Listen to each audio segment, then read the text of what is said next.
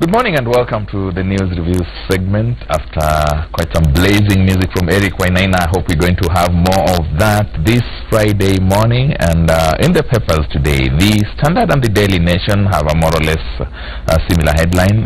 Standard says, poll shock for big names.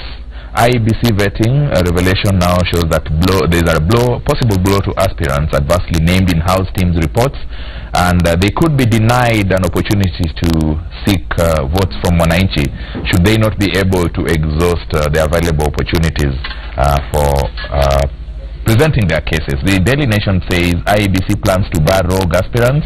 All politicians facing integrity proceedings in both the National Assembly and the Senate will not be cleared to vie for electoral positions. That is according to the electoral agency chief. Other stories making headlines. The Daily Nation is President Uhuru Kenyatta forages into Kwale as Raila Odinga hits Baringo. In the inside pages now, finally, 5 billion shillings has been sent to schools on the free education program. This is apparently about a month after schools reopened for the second term. Education Principal Secretary Belio Kipsang says 3.8 billion has been released for secondary schools, while 1.7 billion shillings has been released for primary schools. War on terror, page 4 and 5 of the Daily Nation, following the attacks in different parts of northeastern province, Mandera, Elwak, and Wajir areas. Apparently now it seems like the issue of security is becoming another political issue and coming back into the national agenda. While they were in Baringo, the NASA brigade led by Raila Odinga took this up and were harping how the government has not been able to rein in on insecurity issues. At the coast, President Uhuru Kenyatta toured Kilifi together with his deputy William Ruto. They also visited Kwale and asked residents to elect them and Jubilee aspirants for regional development. Other issues that have been captured in the Daily Nation include Ramadan likely to begin this weekend. That is on page 11 of the Daily Nation. Muslims in Kenya will tomorrow or Sunday start observing the holy month of Ramadan, depending on the sighting of the moon. Back page of the Daily Nation, main story is MPs insist gambling firms must pay 50% of their earnings in taxes. Casinos and lottery operators will now hand over 50% of their turnover to the taxman after MPs backed proposals by the Treasury and dramatically rejected those of the Finance Committee. The Standard, apart from the story on possible barring aspirants who have adversely been mentioned in parliamentary committees, the other stories making headlines is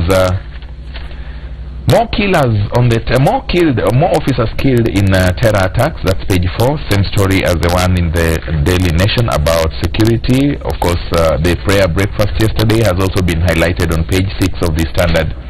And apparently investigations going on. Case in court for a Standard 7 dropout, saying a senior officer hired him and occasionally gave him pocket money. This is the person who masqueraded as a doctor at Kisii Teaching and Referral Hospital. 26-year-old Peter Nyapeni was arrested on Wednesday evening, and police say he was a quack and had worked at the hospital for 6 months treating patients. The Business Daily front page story, Kenya Airways 10 billion loss deepens shareholders' capital erosion. But a story of interest to many Kenyans is that second-hand cars could get more expensive in the new age limit. Of course, the Star, which my guest this morning is going through, is headline, Ruto's hand in Jubilee polls stirs fury in Uhuru's stronghold. Politicians say they were pushed aside by the deputy president, and that marks the beginning of our paper review this morning. My guest so far, Mheshimiwa Martha Wangari, nominated senator and aspiring member of parliament for Gilgil. The member in waiting, actually, just member in waiting, not aspiring. You seem so sure about this. I'm really happy to be back, Charles. It's been a while. After a while? Yes, I think I was here before the campaign, before the nominations, and I've not even shared my gratitude to the people of Gilgil for overwhelmingly supporting me. So I just want to thank them, and I can tell you the story of nominations is quite a roller coaster. Would we attribute your absence to the nomination? That was one, because were you being left out? of course, I was being, when women go out to look for votes, I'm saying that because I'm a woman candidate, I was competing against men. When you go out to look for votes and in the evening you kneel down to pray, there are those guys who just put infrastructure for rigging mechanism. Simply, they don't even campaign, but they will make sure they are ready with the money, which we don't have.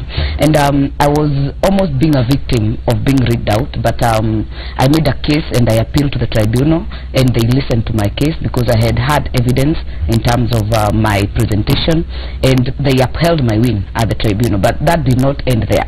My competition went to the Political Parties Disputes Tribunal, lodged a case that we again took a whole week, and even after my win was upheld again, he went to the High Court. So I've been in the corridors of justice, but finally the High Court upheld the win, and I think now it is gone. So you have the Jubilee ticket. I already have the Jubilee certificate, and I am looking forward now to a reconciliation to the people of Gilgil so that we can work together, and also extend an olive branch to my competitor. That is it now. Let us now work together. That ties very well with the headline in this Star. Deputy President William Ruto's hand in Jubilee polls stars fuel in Uhuru strongholds. I don't know how long this hand is, because it can't be everywhere. That you say everything that went wrong is the deputy president.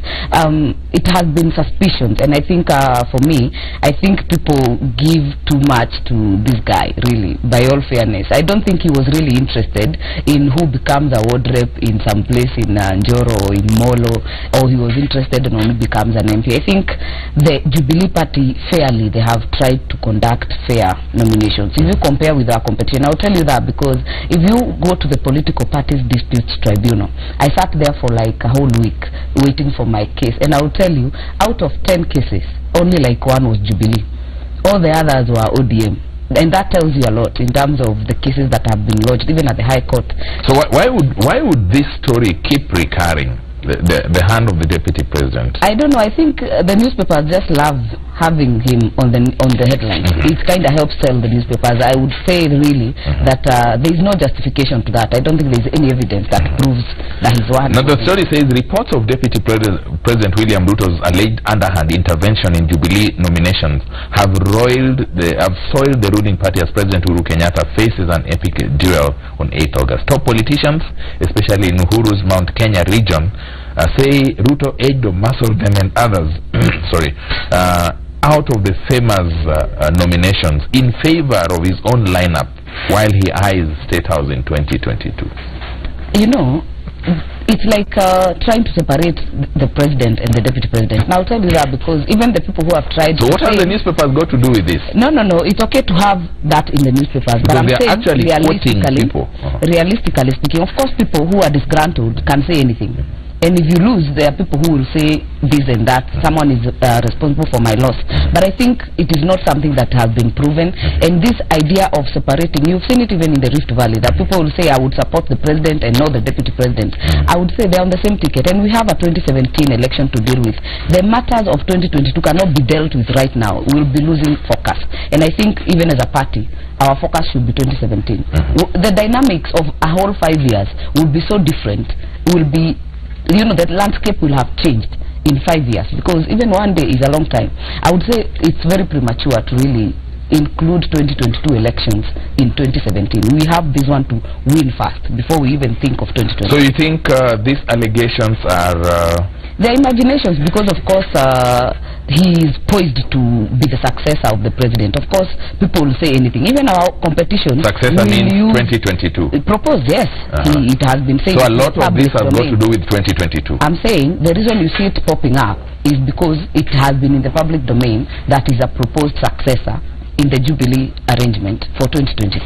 So people will say anything. Even our competition have even said and tried to separate these two and create animosity, that the president's people are against the deputy president, of course for their own benefit. I would say it is not something we need to deal with now. Let us deal with 2017. Fair enough. We'll hold it right there. We'll be back after this short break where I hand over to Willis Raburu across to get us something out of Eric Wainaina. Willis?